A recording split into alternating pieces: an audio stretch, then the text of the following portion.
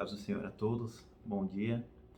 Vamos hoje agora estudar um pouquinho do capítulo 44 ao 49, que eu vou estar compartilhando com vocês, do Mensagem aos Jovens. Então vou passar bem rápido aqui sobre os principais temas que trouxe nesses capítulos. E no 44 tem como título Abnegação. E vem trazendo aqui o relato de Jesus, né, como nosso exemplo, e falou que Jesus se esvaziou-se de si mesmo em tudo que ele fez. E ele sempre respondia o que o Pai queria, né? Então vem trazendo para a gente aqui dois versos que Jesus disse para nós e que nós devemos colocar em prática na nossa vida. O primeiro falou assim, ó: Ele nos pede: aprendei de mim que sou manso e humilde de coração. E se alguém quiser vir após mim, renuncie-se a si mesmo. Então o próprio Cristo vem falando para o que nós sermos humildes e mansos, e aqueles que quiserem seguir os caminhos dele e irem até ele, que se renunciem todo o seu caráter, toda a sua obra, né? E siga os caminhos de Cristo. E se esvazie, né? Igual o próprio Cristo fez, e ele fazia a vontade do Pai. E ele vem falando assim, ó: para nós não andarmos ansiosos em ser sempre o primeiro lugar, não ser ambiciosos e também não nos acotovelar, né? Para que nós estejamos em destaque, né? Mas que nos sentimos que o lugar mais alto que possamos estar é aos pés do Senhor, né? Então, ele vem falando para nós não termos esse sentimento de sempre querer estar em destaque, sempre querer estar em primeiro lugar, e sim aos pés de Cristo, né? Que se Cristo for à nossa frente, tudo dá certo, né? Então a gente tem vezes que tem que renegar um pouquinho o nosso eu, né? Querer sempre estar ali na frente, de destaque ali, nossa, ganhar honras. Não é isso que Deus quer, né? E sim que ele seja honrado através dos atos que nós vamos praticando, né? Depois no capítulo 45 vem falando o caráter de Deus, que Deus aprova, né? E fala assim, ó, que a juventude deve ser instruída com cuidado e oração. Por quê? Por causa que muitos jovens caem em tentações por não querem nem saber receber, nem saber de conselhos de pessoas mais velhas, de mestres, de pessoas da igreja mais espirituais, que poderiam ajudar eles e quererem seguir os seus próprios caminhos, né? Então tem vezes que os jovens são assim mesmo, né? Não aceitam o conselho dos pais, nem de ninguém, né? Achando que são autossuficientes e quebram a cara por causa disso, né? Enquanto Deus dá a oportunidade dessas pessoas estarem nos abençoando, nos direcionando no caminho dele, né? E vem falando que é exigido permanente esforço. Aqui vem falando do caráter, né? Vem falando que o caráter não é conseguido de uma hora para outra, mas sim com muito esforço e labuta no dia a dia, né? O caráter reto não se forma senão por meio de perseverante e incansável esforço, pelo aproveitamento de todo o talento e aptidão do que foi dado para a glória de Deus. Então o caráter aqui é uma obra de uma vida, né? A única coisa que a gente leva dessa terra para o céu é o nosso caráter. Então a cada dia nós devemos o que? Lapidando ele, para que possamos ter um caráter digno, um caráter semelhante ao de Cristo, né? Que é o nosso objetivo aqui, né? Então vem falando também com os jovens para tomarem cuidado com a questão das companhias. Ela é de suma importância para a gente ter amigos que nos elevem para o lado de Deus, que nos levem para o lado de Deus, né? Do que nos levem para o lado do inimigo, né? E ela vem falando que é de suma importância que o jovem tenha ciência de quem é que ele está andando, se é uma pessoa de Deus ou não. Se não for, que ele rejeite, né? E ele fala que não adianta nada você pedir oração, você pedir ajuda para outras pessoas, se no final ela vem falando assim, ó, mas depois que você se fizer isso, né? Mas tudo isso será em vão se escolheres companheiros descuidados, né? Então a gente vê tantos casos de gente que se meteu em alguma enrascada por causa de um amigo, de uma companhia má. Então tomemos cuidado, né? Se a gente tem um amigo nesse estilo, é melhor a gente se afastar dele e pedir para Deus mostrar pessoas que são espirituais e que nos levem para o lado dele. E isso vai ser de grande valia para a gente, né? Depois no capítulo 46 ele falando, ó, permanente perseverança e presença de Cristo, né? Então vem falando que a religião de Cristo significa mais do que perdão dos pecados, significa revolver nossos passos, significa remover nossos pecados e encher o vácuo com as graças do Espírito Santo. Então o que é a presença de Cristo, né? O que ela faz, né? Ela traz iluminação, um regozijo em Deus, um coração despojado do próprio eu, as bênçãos da presença de Cristo, né? Pureza, libertação do pecado, traz paz perfeita, perfeito amor, segurança perfeita, né? É isso que traz a permanência de Cristo na nossa vida, né? E fala assim, ó, estão preparados para a comunhão do céu, pois têm o céu no seu coração. Então, as pessoas que permanecem em Cristo estão preparadas para estar no céu, por causa que o céu está dentro do coração dela, né? Então, quando Cristo está dentro de nós, essas são as características que vão florescer aqui, que vão aparecer para todos ao nosso redor, né? Então, quando Cristo está dentro de nós, nós estamos nos preparando para estar junto do céu, né? Depois vem falando aqui no capítulo 47, vem mudando de tópico agora sobre educação cristã, né?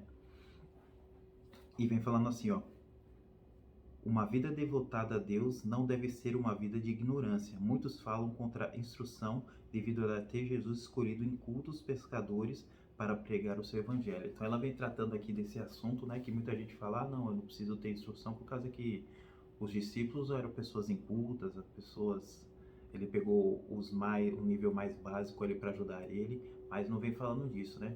Que vem falando que naquela época as pessoas mais cultas não queriam escutar a Jesus, né? É como a gente vê na Bíblia, os fariseus e todos estavam sempre contra ele, né? Mas se eles tivessem escolhido, eles seriam de grande valia para Deus, iam fazer uma obra muito boa, né? Então, ó, vem falando: se os educados e nobres não queriam fazer a obra que se achavam habilitados a executar, Jesus tinha escolhido o quê? As pessoas mais humildes para fazer essa obra. E olha que obra essas pessoas fizeram, né? Então, vem falando aqui de Cristo como o maior educador, né? Cristo, o grande educador. Então, Cristo era capaz de habilitar ignorantes pescadores para receber a mais alta missão que lhes podia confiar.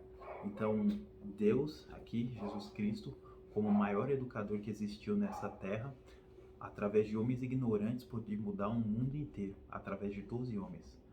Só Jesus Cristo aqui pode fazer isso, né? Então, por isso é considerado Jesus como o maior educador, né? E vem falando aqui, ó, homens que deviam abalar o mundo, e abalaram, né? Através ali dos atos dele, eles abalaram o mundo e mudaram o mundo. E depois vem passando aqui para o capítulo 48, falando sobre a verdadeira educação. E o que é a verdadeira educação? A verdadeira educação consiste em incutir ideias que impressionem o espírito e o coração com o conhecimento de Deus, o Criador e Cristo Redentor.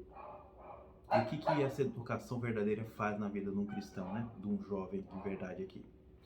Ele renova a mente, transforma o caráter da pessoa, né? Essa é a verdadeira educação que Cristo quer dar a cada um de nós, né?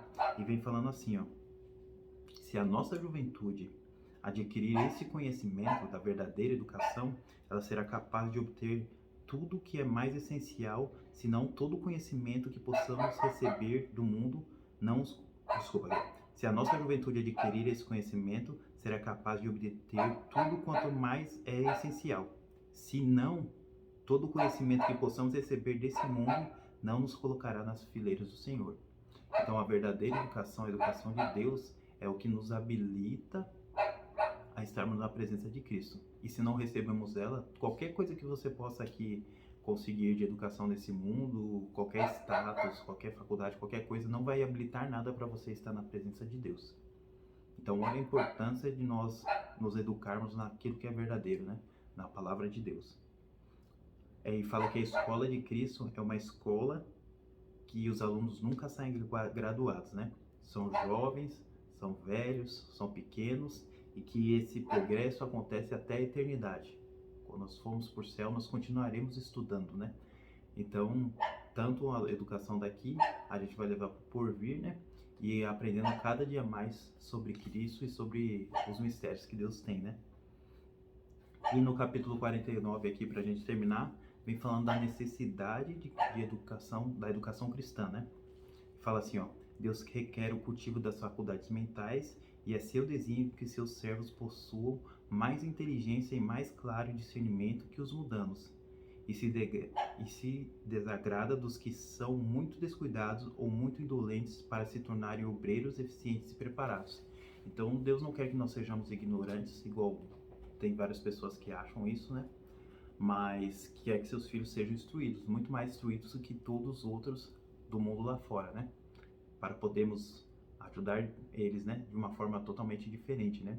Mas ele fala que se aquelas pessoas que, mesmo não tendo condições de serem muito instruídos, se elas se colocam no caminho de Deus, Deus se utiliza dela na melhor forma possível, como a gente viu o exemplo dos discípulos, né?